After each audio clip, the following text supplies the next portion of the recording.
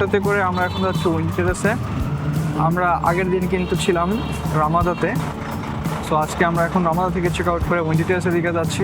আর আমরা বেসিক্যালি আমরা কলাতলি থেকেই যাচ্ছি, বাট উইন্ডি টেরেসে কিন্তু এয়ারপোর্ট পিক আপও আছে। বাট যেহেতু আমরা একটা হোটেলে ছিলাম অলরেডি, তাই আমরা এয়ারপোর্ট পিক আপ আর নেইনি। আপনারা যদি এয়ারপোর্ট বা বাসে আসেন সেক্ষেত্রে কিন্তু মানে ওদের থেকে পিক আপের জন্য বলতে পারবেন, ওরা আপনাদেরকে পিক আপ করে নেবে।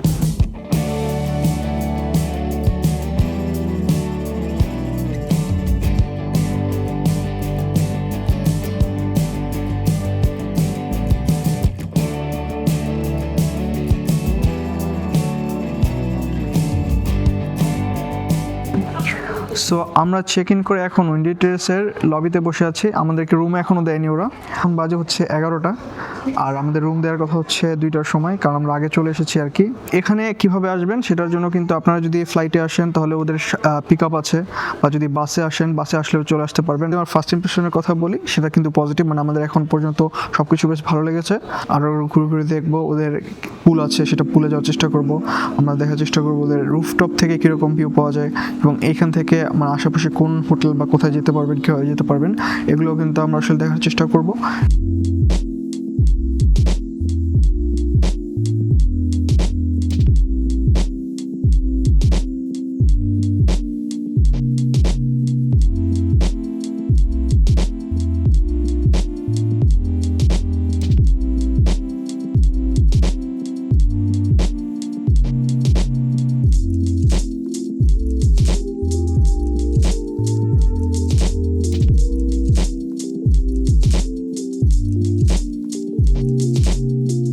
আপনাদের এই রিসোর্টটা কবে থেকে বানানো হয়েছে? এটা হচ্ছে 2016 সালে, কিন্তু যেটাতে সুইমিং পুল আছে ওটা হচ্ছে আপনার 2023 সালের দিকে। ও আচ্ছা, তাহলে নতুন এটা, তাই তো? এটা নিউ।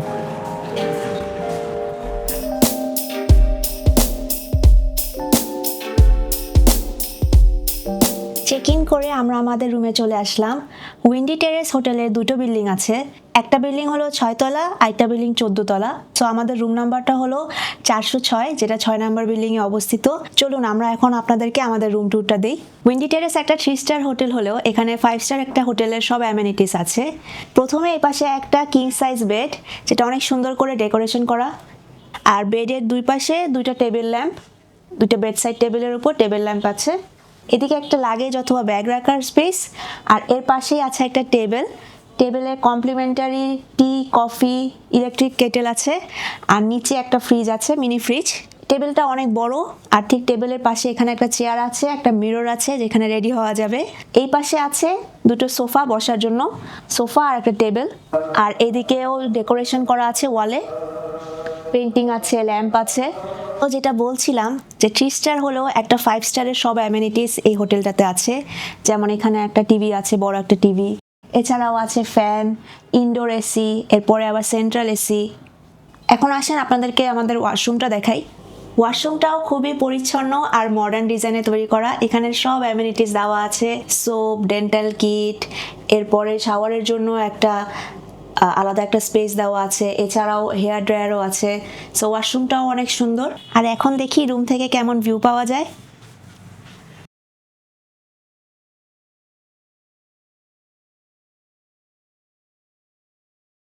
ভিউটা দেখতেই পাচ্ছেন, খুব একটা বেশি ভালো না, যেহেতু এটা একটা বাজেট হোটেল, সো এখান থেকে এটাই এক্সপেক্টেড। তবে এখান থেকে মাত্র 5 মিনিট ডিস্টেন্সে কলাতলি বিচ আছে, যেখানে গিয়ে আপনারা ভিউ এনজয় করতে পারবেন। যদি ভিউয়ের দিকটা একটু কম্প্রোমাইজ করেন তাহলে আমি বলবো যে অন্য অ্যামেনিটিসের দিক থেকে এই হোটেলটা খুবই একটা ভালো সিলেকশন। এখন সবচেয়ে ইম্পর্টেন্ট কথা, এই রুমে থাকতে আমাদের প্রাইস কত পড়েছে। সো উইন্ডি টেরেসের এই স্ট্যান্ডার্ড কিং সাইজ রুমে থাকতে আমাদের পার নাইটে কস্ট পড়েছে মাত্র 4500 টাকা। কেন মাত্র বলছি, কারণ এই হোটেলটা কলাতলিতে অবস্থিত, যেটা কক্সবাজারের একদম পিক জায়গা। এখানে হচ্ছে এটার আশেপাশে, এখান থেকে জাস্ট 5 মিনিট ডিস্টেন্সে আমরা কলাতলি বিচে চলে যেতে পারবো।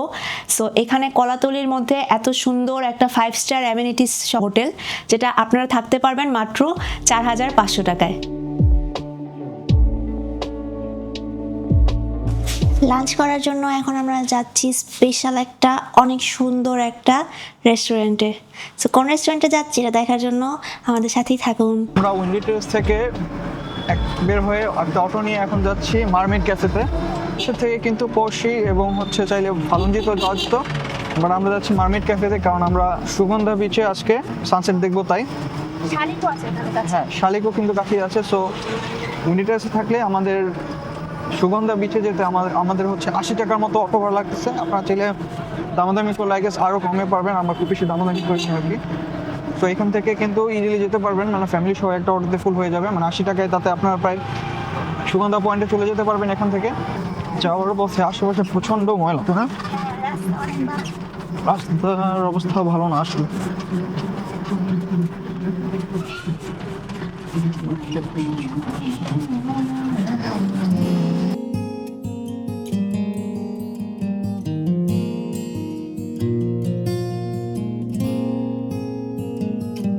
তো আমরা মার্মেড ক্যাফেতে চলে আসছি। আসার পথের অবস্থা খুব বেশি ভালো না, বাট ক্যাফের ভিতরে কিন্তু একটা ন্যাচারাল একটা ভাইব, পরিষ্কার পরিচ্ছন্ন আছে, সুন্দর।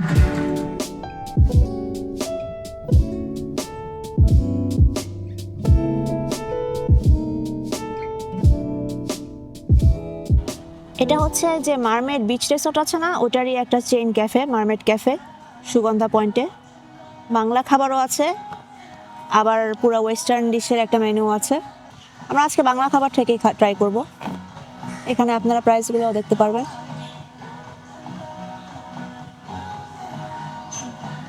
খাবার অর্ডার করে দিয়েছি, সে বাংলাদেশি মেনু সেট মেনু, যেটা দুইটা অর্ডার করেছি। একটা হচ্ছে ফিশ সেট মেনু আর একটা হচ্ছে fish and meat set menu. বললো যে খাবার হচ্ছে 1:1, তাই আমরা দুজন দুইটা সেট মেনু অর্ডার করেছি। আর হচ্ছে একটা জুস অর্ডার করেছি, জুসটা দিয়ে গেছে। আর বললো যে বাংলা খাবারগুলো রেডি হতে হতে প্রায় 20 মিনিটের মতো সময় লাগবে। তো এই 20 মিনিট হচ্ছে আসলে এই ক্যাফেটা ঘোরা যায়।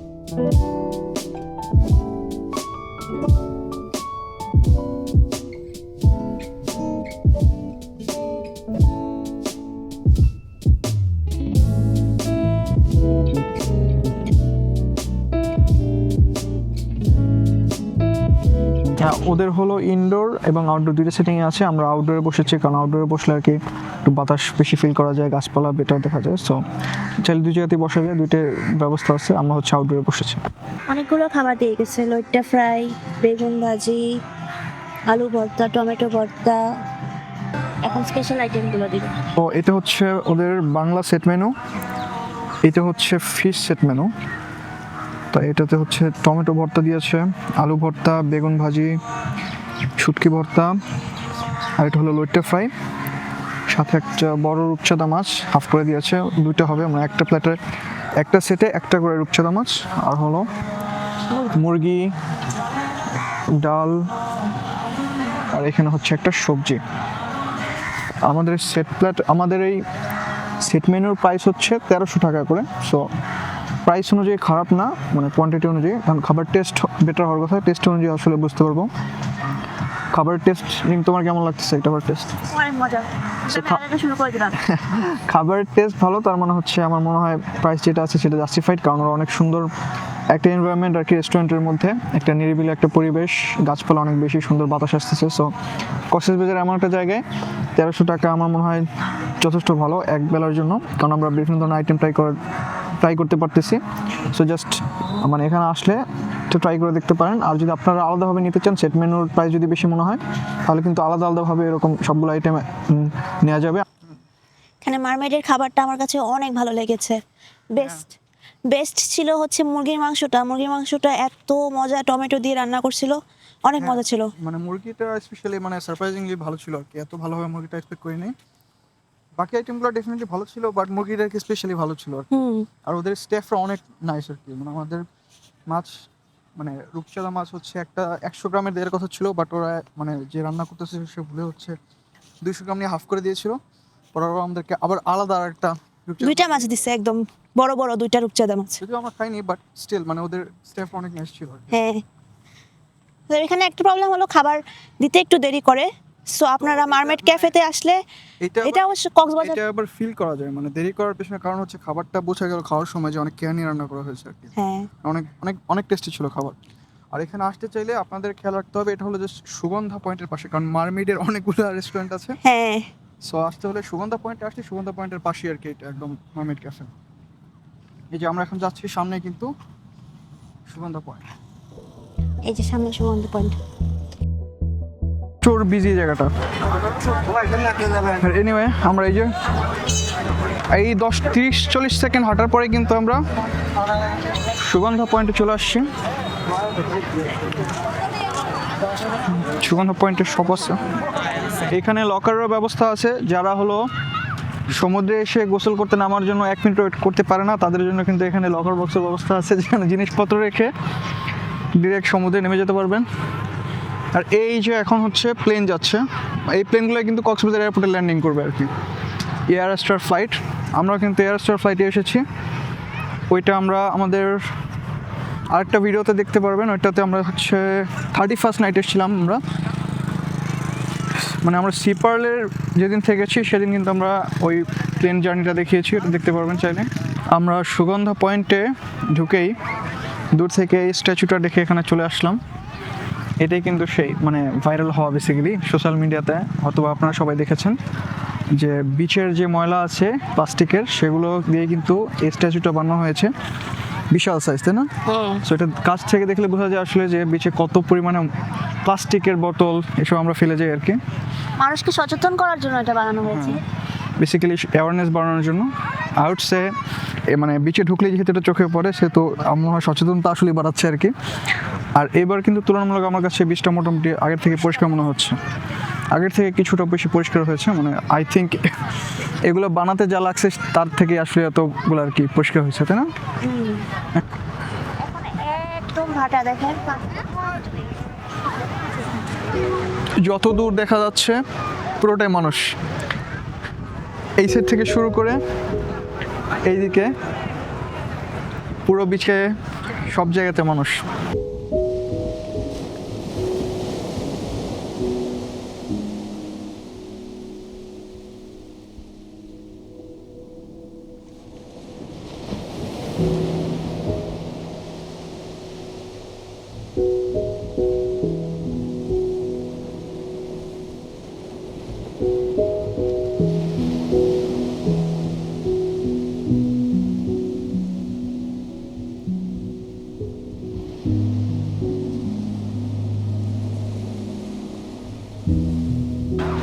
সুগন্ধা পয়েন্টের পাশে কিন্তু আবার কলাতলি বিচ। কলাতলি বিচে সূর্যাস্ত কীরকম দেখা যায়, ভিড় কেমন হয়, সেটা কিন্তু আমরা গতকালকে দেখিয়েছি। আমরা গতকালকে ছিলাম রামাদা হোটেলে, তো রামাদা হোটেল থেকে কী কী দেখা যায় সেটা কিন্তু আমরা গতকালকে দেখিয়েছি। যেমন ওই যে ওইখানে হচ্ছে রামাদা হোটেল, ওইটা হচ্ছে কলাতলি বিচ, আর এটা হচ্ছে সুগন্ধা পয়েন্ট। এইখানে ওইখানে থেকে এখানে ভিড় একটু বেশি হয়, আর এখানকার হোটেলগুলো একটু চিপ থাকে অন্য জায়গা থেকে।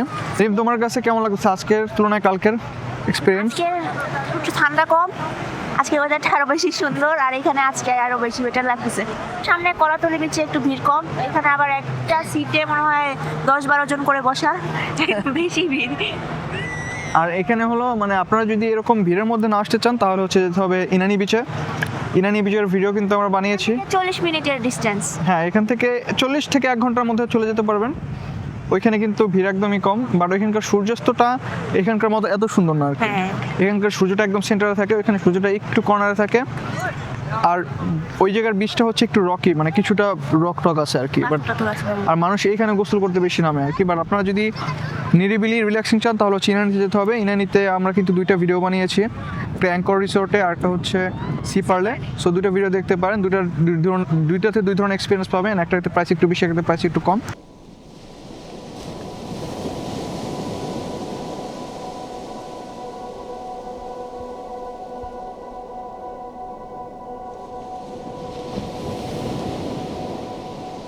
সুগন্ধা পয়েন্ট থেকে আমরা আমাদের হোটেলে আবার ব্যাক করলাম। সো আমরা এখন হোটেলের যে আমাদের ক্যাফে আছে, রেস্টুরেন্ট আছে, আর সুইমিং পুল আর কি আছে সেগুলো এখন ঘুরে ঘুরে দেখবো। সেই সুইমিং পুল হচ্ছে 14 তলায়। উপরে উঠলে কিন্তু ইন্টারেস্টিংলি এখানে আবার এই যে পাহাড় দেখা যাচ্ছে, কক্সবাজারের পাহাড়ের পরে কিন্তু ওই যে শহরে এই হোটেলগুলো। সো এখানে আসলে আপনারা এই যে পাহাড়ের ভিডিও পেতে পারবেন। আর এই সাইডে হচ্ছে কলাতলি বিচ, যেখানে আমরা একটু আগে ছিলাম, ওইখান থেকে সুগন্ধা পয়েন্ট। সো এটা কিন্তু মানে কাছাকাছি, এবং সেই অনুযায়ী কিন্তু ওই যে বড় একটা যে সুইমিং পুল আছে, মানে একদম ইনফিনিটি ভিউ পাবেন এখান থেকে সমুদ্রের, সেই তুলনায় কিন্তু আসলে এটার প্রাইস কিন্তু খুবই কম ওইভাবে চিন্তা করলে আর কি। মানে যা যা দরকার সব ধরনের ফ্যাসিলিটিস কিন্তু আছে এখানে। সুইমিং পুলের সাথে ওদের ক্যাফেও আছে, আর ওই পাশ থেকেও অনেক সুন্দর ভিউ পাওয়া যায়। যদি আপনাদেরকে ভিউটা দেখাই,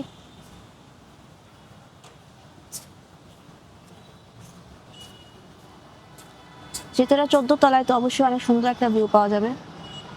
এই যে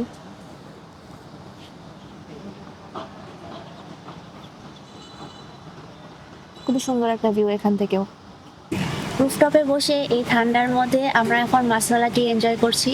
আপনারাও চাইলে এখানের ক্যাফে থেকে সুইমিং পুলের পাশে বসেই চা, কফি এবং আরও বেভারেজ এনজয় করতে পারবেন।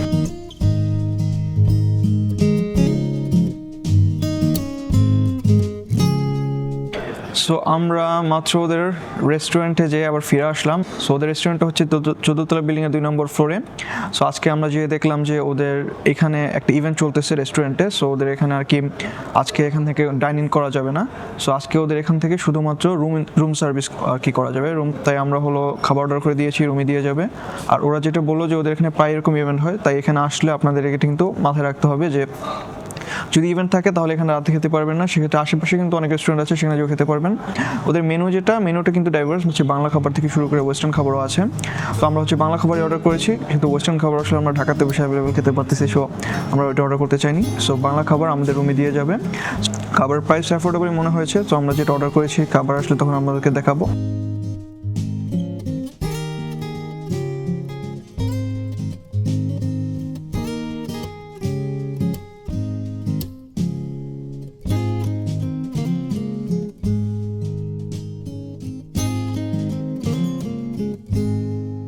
সো সকালে ব্রেকফাস্ট করে আমরা উইন্ডি টেরেসের রুফটপে বসে আছি।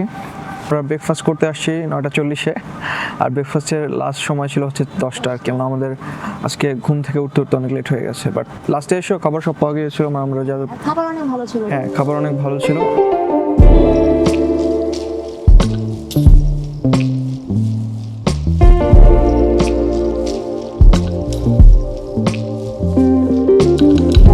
আর গতকালকে রাতেও কিন্তু আমরা যে রুম সার্ভিসটা অর্ডার করেছিলাম, ওইটার খাবারটাও কিন্তু দুর্দান্ত ছিল। মানে উইন্ডি টেরেসে কিন্তু বাইরে রিসোর্টে থাকলেও আপনারা এখানে এসে খেতে পারবেন। সো ওদের রেস্টুরেন্টে এসে আমার মনে হয় বাংলা খাবারটা ট্রাই করা উচিত।